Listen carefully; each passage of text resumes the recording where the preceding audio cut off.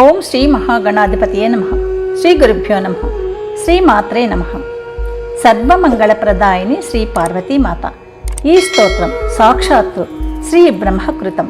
దీనిని ప్రతి మంగళ శుక్రవారాలలో భక్తితో పఠించినా లేదా విన్నా శత్రుభయం ఉండదు, రోగాలు దరిచేరవు, పాపాలు నశిస్తాయి, సర్వాభీష్ట సిద్ధి కలగడమే కాకుండా మోక్షం కూడా దక్కుతుందని పెద్దలు చెప్తున్నారు. శుభమస్తు.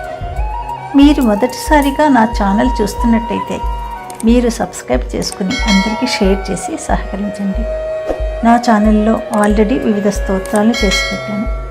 వాటిని విని భగవంతుని కృపకు పాత్రలు కండి, వివిధ రకాల ప్రయోజనాలను పొందండి. Thank you. శ్రీ సర్వమంగళ స్తోత్రం. బ్రహ్మోవాచ దుర్గే శివే అభయే మాయే నారాయణి సనాతని జయే మే మంగళం దేహి నమస్తే సర్వమంగళే.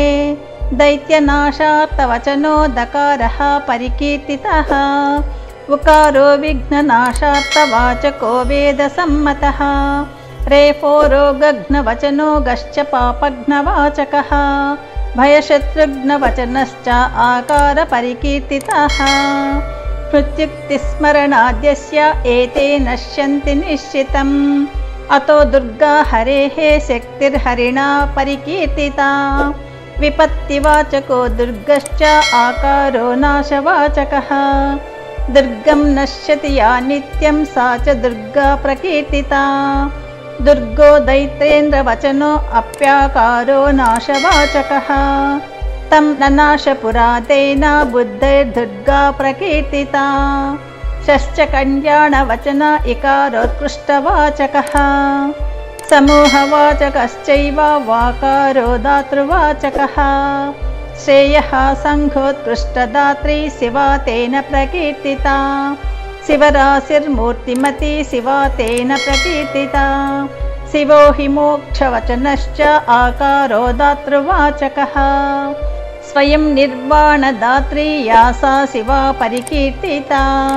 అభయో భయనాశోక్తశ్చ ఆకారో దాతృవాచకః.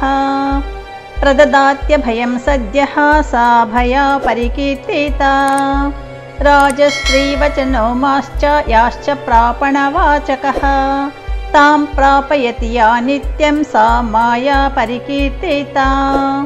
మాశ్చ మోక్షార్థవచనో యాశ్చ ప్రాపణవాచకః.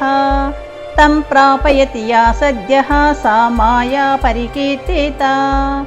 నారాయణార్థాంగభూతా తేన తుల్యా చ తేజసా.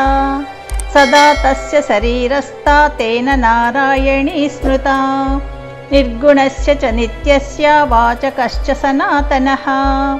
నిర్గుణా యా కీర్తితా సా సనాతనీ. జయః కళ్యాణవచనో హ్యాకారో ధాతృవాచకః.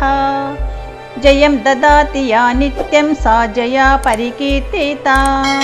సర్వమంగళశబ్దశ్చ సంపూర్ణైశ్వర్యవాచకః. ఆకారో దాతృవచనస్తద్దాత్రీ సర్వమంగళా.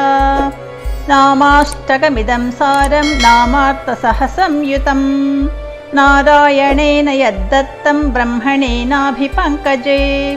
తస్మై దత్వా నిద్రితశ్చ బభూవ జగతాం పతిః. మధుకైటభౌ దుర్దాంతౌ బ్రహ్మాణం హంతుముద్యతౌ. స్తోత్రేణానేన సహ బ్రహ్మ స్తుతిం నత్వా చకారః.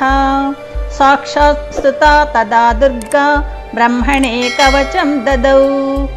ఇతి శ్రీ బ్రహ్మవైవర్తే మహాపురాణే శ్రీకృష్ణజన్మఖండే సప్తవింశోऽధ్యాయే బ్రహ్మకృత సర్వమంగళా స్తోత్రం.